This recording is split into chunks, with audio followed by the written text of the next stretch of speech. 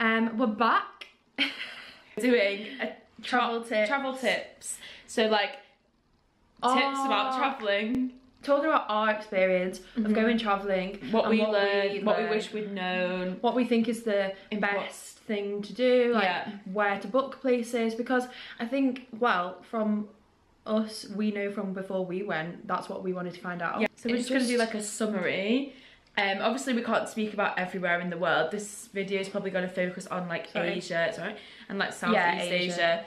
This is something that I think I wanted to say is that if spontaneity is like the thought of being spontaneous panics you either have to really overcome that before you go traveling, I think, or like it's not for you, because like yes, you can plan things, but like at the same time things are going to happen where like we'll talk about experiences that happened with us where something didn't work out and then we had to like on the day suddenly change your plans.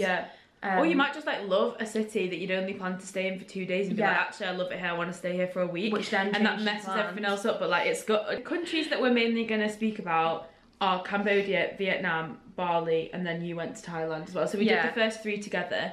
I did Thailand the year before. We also did like islands around Bali, so we can talk about them.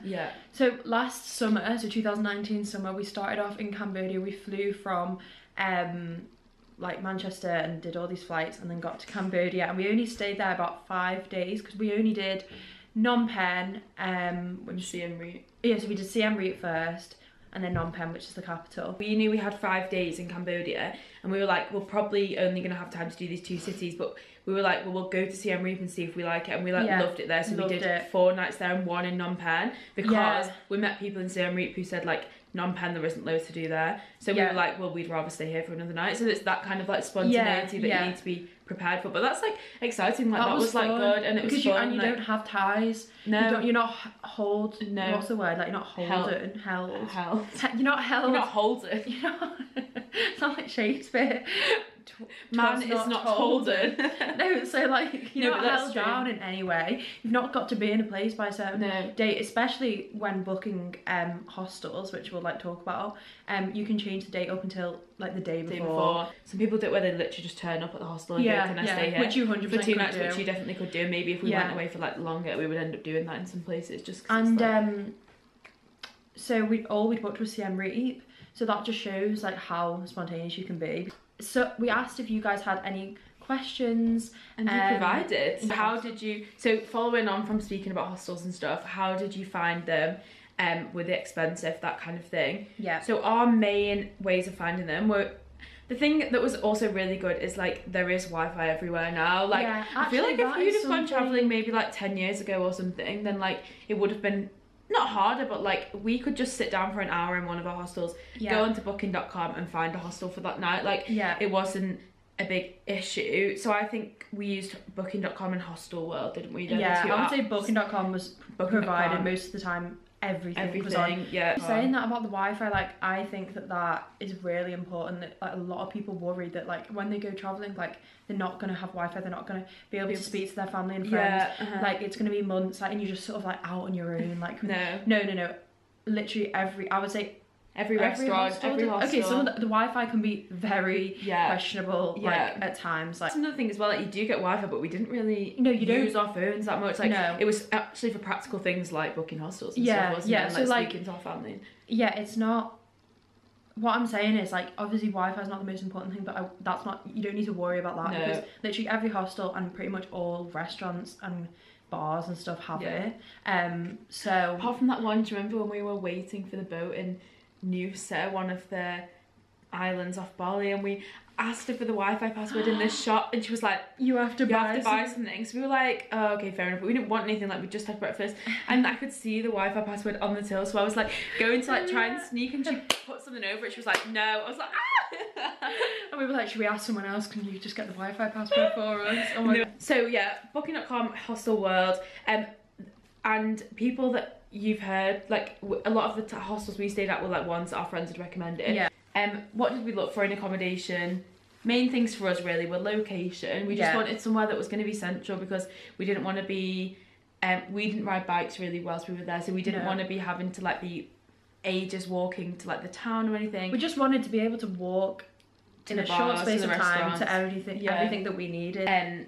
Yeah, so location. And then reviews, really, we read as well. Like, we read so many reviews. We read reviews, and if it was like, oh, I love this place, it was really sociable, there was a big open area for you to like sit, and it was really clean and nice, and it's in the middle of, which most of them are like. And then some of the reviews were obviously like, oh no, don't stay here, like it's dirty in the bed, like it's noisy, like it's hard to get to like the town or whatever, then obviously we would be like no. So I think reading reviews and recent reviews, like make sure that they're recent, because obviously it could have had like quite a glow up in like a year, or a glow down. And obviously like cleanliness, we said we looked at, because we were like, we're travelling, we're backpacking, we'll stay anywhere, but like to an extent, like we didn't want to stay somewhere that was dirty, like, do you know what I mean? We're still on holiday having a nice time. Where was that girl that had got them? It was when we were in Cat Bar, and there was a girl talking about how she'd been at somewhere, do you remember, in our hostel room? There was that couple, we met that couple, and she was talking about how she'd had bed bugs from somewhere, so you just don't want that. So like, even though you are staying in budget hostels, just make sure that the reviews say they are clean, they're in a good location, and they're quite sociable. I think that's just the main And I feel thing. like we haven't mentioned the price of the hostels. Like, we would stay in these nice hostels. Do you remember the one in Hoi An that was like just us two and 2 other beds? Really good location, and it was literally like £3 a night. It's so cheap. £3 a night. And when I was in America the year before, we'd gone to hostels and paid like $30 or $40 a night, and I was like, this is crazy. Like, and also, what was really good actually, at a lot of the hostels we stayed in, is they provided breakfast, which is good, because like, then you don't have to pay for breakfast, and you're set for the day. You have your breakfast at the hostel, and then you're ready to go. You're paying £3 for your bed and breakfast. And the breakfast as well. So nice. Oh my god, if you go on our Instagram, you can see our Rate My Pancake highlight, and at a couple of the hostels. That was just like a massive thing over there. Pancakes, banana free pancakes and free beer, so don't expect to lose weight whilst you're there. That's all I'm saying. Very true. Just some accommodation night. I feel like I'm gonna sneeze. Right. Cabbage. There you go. Accommodation nightmares. We didn't have many, did we? Okay, so one of the nightmares we had was in Ubud in Bali. So we'd booked it was like an apartment kind of bungalow thing again. We'd booked it online a few days before. You will have seen this if you watched our Bali vlog. And basically we were in the taxi on the way to the apartment, and they just about 20 minutes before we were meant to arrive. This message on booking.com saying, sorry, we've double booked, you can't stay here anymore. And we were in this taxi like on our way there, and we were like, right. So like, we knew we would be fine, because on booking.com there's literally hundreds of places to stay in Ubud, but we were just like, you're not going to be left that? without somewhere to stay. Like, so long story short, we like still went there and pretended we hadn't seen the message, and we were like, well, can we still stay here? And they were like, no, sorry. But in the end, like, we ended up staying in a place that looked actually nice. It was actually nicer than what that one had looked like. But at the time we were panicking, like, well, what are we going to do? Like, where are we going to be stranded in Ubud? We literally went into a cafe, sat down for like 10 minutes on booking.com, and we found a new place, booked it, and went about an hour later. Like, it's so easy. And I think that's what you need to take from these stories, that like, don't worry about silly things like that. No, because you sort it so quickly. And then the other one was in Ho Chi Minh. This was kind of like a mixture of like us being ill, and it was just a bit of like we got to the hostel, and it was I wonder if we hadn't been ill, would we have stayed at that hostel? I didn't like the vibe. I felt claustrophobic. You know when you just get like a vibe from a place, like you do just get a vibe, and then you were being really ill. So we'd gone from Cambodia to Vietnam, and I think we'd had some dodgy food at the border. But anyway, so we went. I remember we were like, I was sick, and so we were like, we just need to get out, go for a walk. And on that walk I was sick again, like several times, sitting in this park, and we just said, like, do we want to stay here? No. We're not. We knew that we wanted to get better within a couple of days so that we could carry on going like on our travels without feeling ill. So that again, we just looked on booking.com. We got a nice hotel, and it was still so cheap. It was like 20 quid or something. Mad, really nice. So just stuff like that, you just gotta like play it by ear. So how do flights, we'll move on to from accommodation to flights. So we flew from Manchester to Siem Reap, and then we bussed it all the way up to the top of Vietnam, and then we flew from Vietnam to Bali, from Hanoi to Dhammasar, and then we flew home from Dhammasar. So we had, and then obviously 3 main flights. And then obviously all of them were connecting flights. We did it all on Skyscanner, didn't we? We found them all on Skyscanner. And which is just a handy website. I use that whenever, like even just going to Europe or whatever. Like it would be my first. Yeah, like there's also this company that my friend was telling me about the other day. I haven't actually looked into it much yet, called Jack's Flights, and apparently that's really good. They email you like cheap flights, so that's another one worth looking at maybe. But I've never personally used it. No, I haven't. We did use Skyscanner. Would recommend to get the cheapest flight, but we did have some issues with our flights. It became like a joke in the end. We were like, because we were cursed. Yeah, with our flights. Yeah, it was bad. We had our flight home. So originally we were going to fly from Bali via Mumbai, was it, and then go home. They cancelled that flight. I got a text saying, "We're really sorry to tell you that we've had to cancel your flight." Because I thought she was joking. She messaged me like the flight's been cancelled. I was like, and it was because the airline had gone bust, basically. And in the end, they fully refunded us. But that was stressful. Yeah. We were emailing them saying like we didn't know if we were going to get our money back. And we didn't have insurance. We didn't have insurance. Stupid and we hadn't bought it yet. So, before you book flights... anything. Get insurance, and major thing, if you can, book on a credit card. Because if they cancel it, normally you can get your money back from a credit card, whereas we'd done it on a debit card. So we were so lucky with that, because obviously we had to then rebook another flight. So if we hadn't have got our money back, then we would have had to fork out another £400. Also had another flight that was cancelled. It was the one there, because they were going to make us stay in Berlin. Yeah. And how cheeky is this, right? They changed our flight. They didn't cancel it. They put us on a different one, and it was like the day later or something. So we were like, fine, we'll go out a day later. Yeah. And then they were like, you've got a layover in Berlin, and we were 23 hours, 45 minutes. Yeah. Assuming that they were going to put us up in some sort of accommodation because they've delayed our flight for like nearly a day. And I rang them up and they were like, oh no, it has to be 24-hour layover.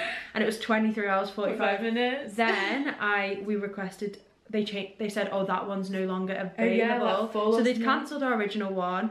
Then they said that the new one to Berlin, we were going to have to stay in Berlin, that wasn't even available anymore. So anyway, it worked out really well in the end, didn't it? Because we got on a normal flight. And we didn't have to pay anything for that. They did just change it. But even just things like that, like... But to be fair, I don't know how we would have avoided that. I know, because on the way back. And then on the way back, our flight got cancelled as well. We'd made it to Singapore, so we'd flown from Bali to Singapore, and we made it to Singapore, and I was like, I'll just check on this computer, like what it says, which terminal. And it was like delayed for like 14 hours. And we went to the desk, we were like, oh my god, like why is it, and she was like, oh yeah, that's actually been cancelled. So it wasn't even just delayed, it had been cancelled. We were like, but then they put us on another one, which worked out so much better in the end. So, and we had a nice time to explore the big Singapore airport, which was cool. So everything happens for a reason. Everything happens for a reason. But it's stressful at the time, and we were like, what are we gonna do? But everything sorts itself out. Like, you're not gonna be stranded in Singapore. Get me home. Yeah, like, oh my god, it's fine. Like, it's so fine. So get insurance before you do anything. Like, as soon as you decide to go travelling, it's literally like £10 or something, £20. So as soon as you decide to go travelling, get insurance and book on a credit card, so that might not happen as much to you. Yeah. Okay, so moving on from flights, other transport, and like how to book that. We used buses to work our way up Cambodia, Vietnam, taxis we'll speak about, and a train and ferries. So buses are like the best way, we would say, and everyone that goes would say, to work your way. If you're travelling Vietnam, chances are you're going to either start in Hanoi or Ho Chi Minh and work up or down the coast, because that's where all the main places are. Travel north or travel south. Yeah, we did Ho Chi Minh up to Hanoi. Yeah. And the best way to do it is to get sleeper buses, which before I was like, oh, like these are going to be awful. And like, obviously they weren't unreal, but like it just saves you days, because a lot of the like Vietnam is big, like it's like huge. It's not like going from like Manchester to Liverpool. Like the journeys are like 9-10 hours. First of all, you're saving the cost of a hostel for a night. Yeah. If you didn't do a sleep bus and you did a daytime bus, not only are you wasting a valuable day, because you only have like 30 days or whatever. You pay for accommodation and the bus, whereas you could just pay for the bus and then you've got it over and done with in the night. Also, you do sleep. You do sleep. It's not the best night's sleep you're ever gonna have, but like, I feel like we're lucky. If you're a really tall lad, then maybe you might not, because the beds like were like, some of the lads we met were like, I can't fit in the bed, like I just can't fit. But like, we were fine. And when we say bed, it's not a bed. I remember thinking it was going to be like this, like mattress, and we got in the first one and we were like, is this actually you're not lying flat. You just, I don't know, you just sort of get on with it. Or you take drowsy like sickness tablets, like something like that. Also though, even if you don't sleep that much, like you get over it. Like you sleep the next night in the hostel, just deal with it, because you want to get to the next place. It's all exciting. You're not being put on a bus to take you somewhere shit, you're being put on a bus to take you somewhere amazing. And if you do, like, obviously a lot of the time we did it was dark, but like if you did do one during the day, like you see loads on your way and stuff. We did one through the day, didn't we? It was like a 6 hour. That was from Cambodia to Vietnam, wasn't it? And then we did another one with the buses, the night buses. So we did quite a lot of them online. We booked online. What's the app that you can use? So there's this app called, I'll like link it below, it's easier, but it's like VEXERE or something. It's like an app, and it just is good because it shows you the times and you can book them. But in hindsight, obviously that's fine to do it like that, and it was still, again, these were so cheap. It was like £15 max for like a 10-hour bus journey when you're not paying for a hostel that night, so like it's fine. Yeah.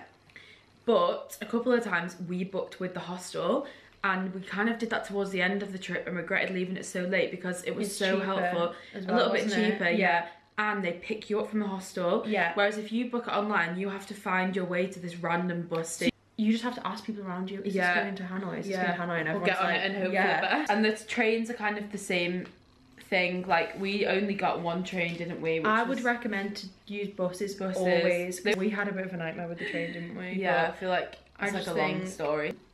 But I would recommend, if the option is buses or trains, go with buses, I would say. Yeah. Because all our bus rides were smooth, weren't they? Yeah. And cheaper. Yeah. Then when we taxis got to... Taxis weren't really a thing as much, were they, in Vietnam? No. Yeah, Grab. Oh yeah, we did have Grab. I keep thinking of Grab as Bali, but it's not, is it? Not. Oh yeah, so there's an app called Grab, so it's like Uber over there. Definitely download. Definitely get it. It's so cheap. Oh yeah, we did have Grab because when we got to this, like, we arrived. Was it Nha Trang? We arrived in Nha Trang, and this guy was like, "Oh, do you want a taxi?" And we were like, No, it's fine, because we knew that we were going to download Grab, and we knew we were going to order one off Grab. Because we'd heard stories from like other people as well. Like before we went, this was another top tip we got, that like sometimes they try and rip you off. So like if you just get in a taxi off the side of the street, like chances are it would be fine, but if they don't have the meter on, they might just like drive you there and then go like 40 whatever, however much. When it would be like a £5 journey. So that's why using Grab, like it's like Uber, it's like a set price. So we never got ripped off on that, did we? No, so we were like booking this Grab. And this guy was like, "Oh, do you want a taxi?" And we were like, no thanks, like we're okay. And then we booked one off Grab, and he was just sitting there like, "I'm your Grab driver." And he was like, "Why you said you didn't want a taxi?" We were like, "Oh, this is awful." But he was so funny. They're all so funny, aren't they, the taxi drivers in Vietnam? And they're always trying to speak to you as well. I think they're so friendly, and they go on Google Translate, and they get you to speak into the phone so that they know what you're saying. And they're all like nice. Again, never felt unsafe or anything like that. No. So Grab would definitely recommend. And then in Bali, we did use them quite a lot because to get from like one place in Bali to the other, because in Vietnam like everywhere's far apart, whereas in Bali everywhere's so close. Like a 20-minute drive to the next place. We were like, "Oh, this is amazing." Oh my god, so you just get in these taxis. Actually, a couple of times they weren't even, were they Grab, or we just got numbers off? Or sometimes you'd book a Grab and then they'd give you their card, and then you could just call them the next day, which was good as well. I've got so many things saved in my phone as like Bali taxi driver 2, Bali taxi, because like that's just like, and if you know their sound, and then obviously boats in Bali's when we were going out to the islands, which again you just book through the hostel, didn't we do that? Through the hotel or through the hostel, or you just turn up at the boat booking office and just say, that's what we did in Guyana, isn't it? And we just said, "Can we go back to Bali today?" And they were like, "Yeah, there's one leaving in 10 minutes. Easy. So stuff like that, like I know we were like, before we even went, we were like, do we need to be thinking about like how, like what bus we're gonna get on this day to move? Like no, like literally on the day, just you can turn up and go, "Can I go back to Bali?" And if they say there's no more boats back to Bali, then unless your flight home's the next day, it's not the end of the world. You stay in this lovely island for another night. In places like Vietnam, so you have to get visas for most countries, which was super easy to do in the end. Like we can add links to the website. We got our Cambodia one online before we went, didn't we? And our Vietnam one. No, not our Cambodia. Oh, Cambodia, you buy at the airport. Cambodia, you buy the visa at the airport, so it's so easy. But you need to remember to have dollars, because you have to have cash. Yeah. So if you're going to Cambodia, have 30, I think it was 30, don't quote me, but I think it was $30. Maybe just have like 50 just in case. And you need some cash, because you can't get cash out in you have to pay cash. Yeah. Vietnam we did online. You don't have to do it before in Vietnam. Like you could do it on the border. But it's just way more complicated. Yeah. You literally do an e-visa online, you fill out a form, you've got to pay, is it £30? I think that so, was. Yeah. So it's like not bad for a visa. I think it was like if you wanted to stay longer than like 14 days, but you're allowed up to 30 or something like that. Yeah. And I would recommend maybe you don't need one if you're only going for like a week trip. Also, I would recommend, while we're talking about that, that you print off like 3 copies of your visa and print off like 3 copies of a photocopy of your passport, just things just like that, because like you could put them in different places in your backpack or places, and just some spare passport I think pictures. We had maybe like it in our bum bag at times, like just like just so that, you know, for some reason if you lost 1 copy, then you know you'd have another 2 or whatever. And then Bali, you don't need a visa, do you? Bali, you don't need a visa, no. Well, I don't know how, is it, I think like you get a certain amount of time before you have to get one. So we didn't need one for the time that we were there. Yeah. So, speaking of the 30 days, someone asked, like, how did you make the most of the time that you had there? And one thing we were saying is, like, we just got up early every day, like, even if we'd been out or, like, whatever, like, we just, like, even if we were just lying by the pool all day, like, we'd just get up. Naturally woke up, like, well. I feel like you're doing fun stuff, like, if you're at uni, you might not want to get up early, but, like, you want to get up, like, you're having, you know, you've got plans for the day, there's, like, stuff you want to do, like, although we said be spontaneous, like, kind of plan it at the same time, like, we had a long list. We did our research, like, we did, like, it's the spontaneity in terms of, like, where you're going to be at what point, but in terms of, like, it is good to look up what's good to do in all the different places that you think you're going to go. So we had, on our notes on our phone, we had a list, and it was, like, Ho Chi Minh, and then things to do in Ho Chi Minh, like Hanoi, then things to do in Ubud in Bali, and we didn't do every single thing on that list, but we did a lot of it because... And it's just word of mouth, like what we'd heard. People like, oh, try this, do this. And then just like go with the flow at the same time. Like if someone says like, do you want to come and do this today? Then just like do it. And you just do things that you probably wouldn't have thought you would have done. And like, I don't think we didn't feel like we'd wasted any time. Like, no. And even if you do have a day by the pool, then that's nice as well. Like, next question someone said was, how much money did you take? Like, what's the situation with money? That kind of thing. How much money did we spend? Yeah. So we were trying to work out, we couldn't really. I always tell people I spent £2,500 including flights. And we were away, because I don't think... 7 weeks. We were away, nearly 7 weeks. So that was including flights, and our flights were almost £1,000. So really, like, accommodation, food, activities, day-to-day spending money, about £1,500 for 7 weeks. We'd have just done, say we'd have done Cambodia, Vietnam and Thailand, we might not have spent as much. No. Bali was expensive compared to the other ones. So it was you go amazing, and I would still recommend. Oh, 100%, but if you need to be prepared that if you're going from Southeast Asia, like Cambodia, Thailand, Vietnam, to Bali, it's gonna jump up. With like... And it wasn't expensive in terms of like super expensive. It was kind of just on par with England. We knew we were going to do it, like we knew it was going to be a bit of an expensive summer, so we did it. In terms of like taking the money, we took a little bit of each currency, didn't we, with us? I don't think we took any Balinese money. No, probably not, because we knew that we weren't going there for like another month, so we were like, we didn't want to lose it. But if you get a Monzo bank card, which we already had anyway, didn't we? But it is really good because you can use it abroad for no fee. You can, I'm not really sure the technical details, but you can like withdraw a certain amount of money each month before you start getting charged to withdraw it. And even when you do withdraw £200, you can withdraw £200 a month before they start charging you to withdraw. And you can also use it in restaurants and stuff with no fee. Is that right? Or did they charge a fee? No, it's just like the exchange rate of whatever, a MasterCard exchange rate. So it's like kind of like a better way to do it. It's kind of the same as getting like a post office travel card, I suppose, but like it's just good. And we had the app, so between us you can like easily split the money and all that stuff. That was really good, wasn't it? Splitting on the app. So if I booked the hostel, then I'd just split it and we'd just be done. With the travel card from the post office, it didn't have certain currencies. I don't think it had the Vietnamese dong on it. Or maybe even the Balinese rupiah. So it's Monzo. Dollars in Cambodia, dong in Vietnam, Bali is rupiah. What's Thailand? Thailand is baht.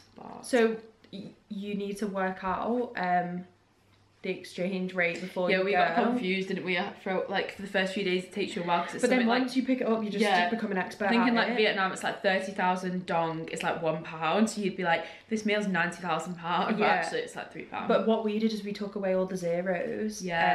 To make Top it like tip. £1 to 30 dong. Yeah, card was fine. And there are a lot of ATMs around all the places. True. Because I think I remember us being worried, like, what if there's no ATMs? Like, and you're on an island. The only place there was no ATMs, New Zealand, nightmare. We couldn't get any cash, and we were running out, and we were like, yeah. Okay, so the next question was, what are essentials you would recommend definitely taking with you? Okay, the first one we thought, trainers. Because most of the time you're going to be in flip-flops or sandals or sliders, like that type of vibe. But there are going to be times probably in Vietnam, like your days out in Vietnam, if you're going shopping around the markets. Yeah, if you're going on a hike. Yeah, I just took a pair of Vans. You don't have to be like. It's just not practical to be on do a hike wearing sliders. I actually did a hike in Thailand in sliders, and I was like, that was stupid. It's just because I was just like slipping everywhere. Yeah. Bug spray, because like mosquito spray, because we got bitten so much, didn't we? We were like, before we went out every night, we were like, shh. Yeah, you meant to get like a spray that has 50% or 100% DEET in. You can just get them from Boots or whatever, Superdrug. You had earplugs, didn't you? Yeah, so for me, like, Hannah can fall asleep like quite easily, like anywhere, but I'm not too bad with it, but like noise is quite a problem. And obviously if you're staying in hostels, you're gonna get people talking, you're gonna get people getting up early in the morning, like things like that. Yeah, if they're doing like a trip. I took quite a few pairs of earplugs and a sleeping mask. Also another essential is clothes that cover your shoulders and knees, just because sometimes if you're going to visit like religious temples or like places that you need to be more respectful, then they ask that you cover your shoulders and your knees, which is fair. And we just took a t-shirt or even just a scarf if you want it, if it's really hot and you just want to throw a shawl on. So when we were doing this video, we were going to try and include like everything, but we've realised there's way too much to say. Yeah. So I think we're going to do some more smaller videos, like maybe like our top 10 Vietnam attractions or something like that. Like specific to the countries that we're going to talk about. Yeah, so hopefully this has been quite helpful. Obviously if you have any more questions, please leave them in the comments or message us on Instagram. Makes me want to go. Makes me excited to go back. I know. Right, so thank you for watching. Please like and subscribe, and we'll see you next Sunday. Bye.